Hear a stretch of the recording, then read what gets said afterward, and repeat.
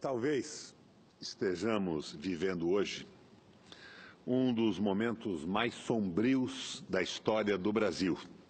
Nesse tempo, assistimos ao esplendor da ignorância, da desinformação e do obscurantismo. Talvez fosse assim o tempo todo, mas a restrição e elitização dos meios de comunicação impedissem que o distinto público se fizesse ouvir além dos círculos que frequentava. A internet destaramelou a língua e destravou a inibição de dezenas de milhares de brasileiros. É livre falar, é só falar, diria Milor Fernandes.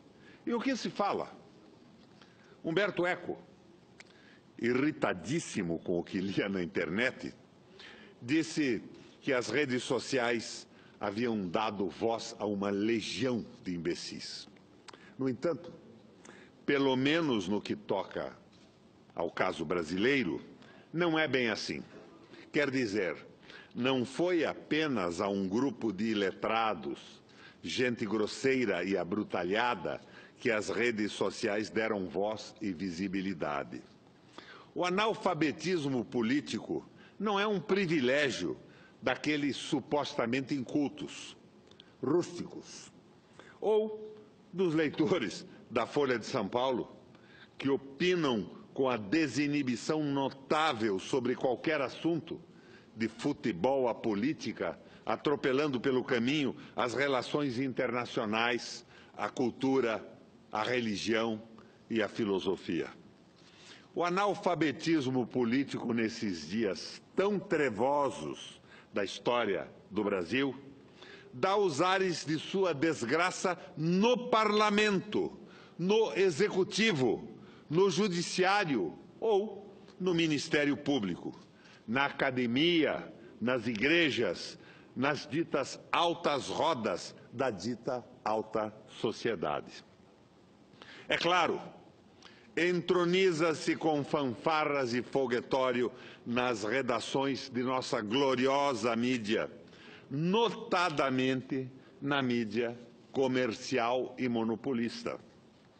Deixei de lado os economistas de mercado, os comentaristas da Globo News e da CBN, porque quero bem a alguns analfabetos e não quero alinhá-los a tal companhia. Aliás, fazendo um parêntese, se revela hoje que o Senac paga por uma palestra de um desses mervais da vida R$ 375 mil com dinheiro público. Um verdadeiro escândalo.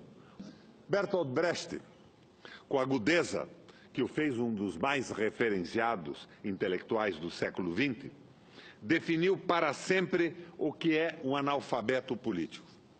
Para Brecht, o pior de todos os analfabetos é o analfabeto político, pelo extenso mal que causa à sociedade. Para o analfabeto político, pouco importa se vendem as nossas terras e as nossas florestas, se entregam o nosso petróleo e as riquezas minerais, se arrasam o parque industrial brasileiro.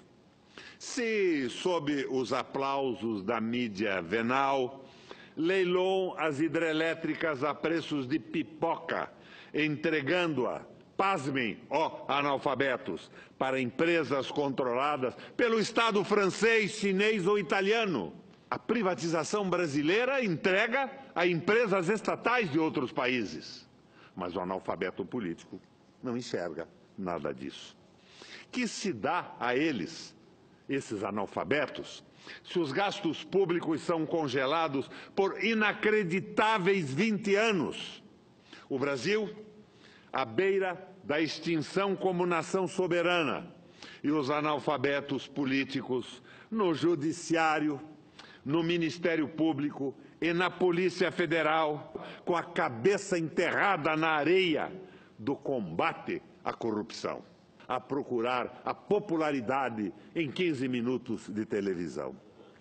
Esses analfabetos políticos graduados não atilam que a grande corrupção, a maior de todas, a mãe das corrupções, é a entrega do país aos interesses imperiais, sempre a preço vil, sempre sob trâmites suspeitos, sempre promovidos por gente suspeita, por gente escolada em todo tipo de compra e venda. São ou não tremendos analfabetos políticos, tapados absolutos? O juiz, o procurador, o policial federal, o defensor público veem passivamente inertes o governo atolado em denúncias de corrupção, vendendo o patrimônio público com absoluta liberdade de ação. Ora, senhoras e senhores justiceiros, queridas e queridos, será que não ocorre às senhoras e aos senhores que são estas pessoas que deveriam estar na cadeia?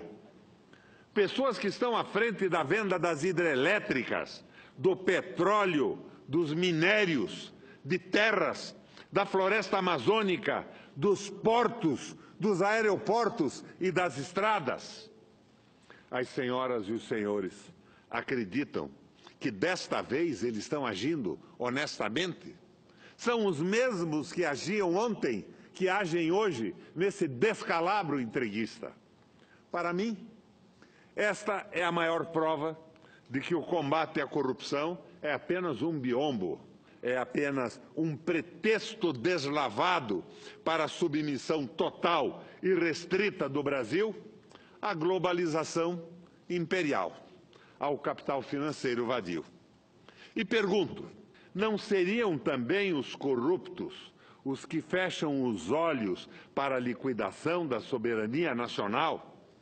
Não seriam eles cúmplices dessa falcatrua inominável e abjeta?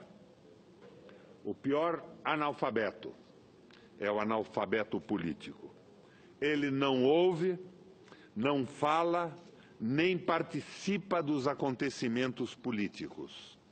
O analfabeto político não sabe, não quer saber, ou se sabe é conivente, porque é um quinta coluna ou um traidor que a desnacionalização do sistema elétrico e do setor petróleo, que a privatização da infraestrutura aeroportuária, rodoviária, ferroviária e hidroviária, que a desindustrialização e a primarização da economia brasileira levará ao país a se transformar num mero Estado associado a grandes potências, renunciando para sempre à soberania, à dignidade, o respeito, a autoestima, a honra, o desenvolvimento e a boa qualidade de vida para toda a nossa gente.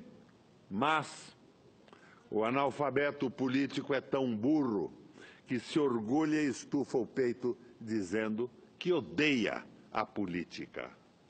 Escolas sem partido, sem política, sem ideias. O analfabeto político é tão idiota que se apaixona perdidamente, prontamente pelos políticos que dizem que não são políticos, pelos políticos que também dizem que odeiam a política. O analfabeto político está sempre pronto para aderir ao primeiro picareta que surja na esquina, desfraldando as bandeiras da moralidade, da ética e da política sem partidos. Os analfabetos políticos adoram os administradores, entre aspas, os técnicos, entre aspas, e os empresários, tidos como empresários de sucesso. Não sabe o imbecil que da sua ignorância política nasce a prostituta, o menor abandonado e o pior de todos os bandidos, que é o político vigarista, pilantra, corrupto e lacaio das empresas nacionais e multinacionais. Hoje, o capital financeiro, que tenta dominar o mundo. E é representado pelos Meirelles, pelos Goldfein, que não sabem nem se preocupam em saber quanto custa 1 quilo de feijão, 1 quilo de arroz ou uma posta de carne para dar a mistura no almoço de um pobre trabalhador.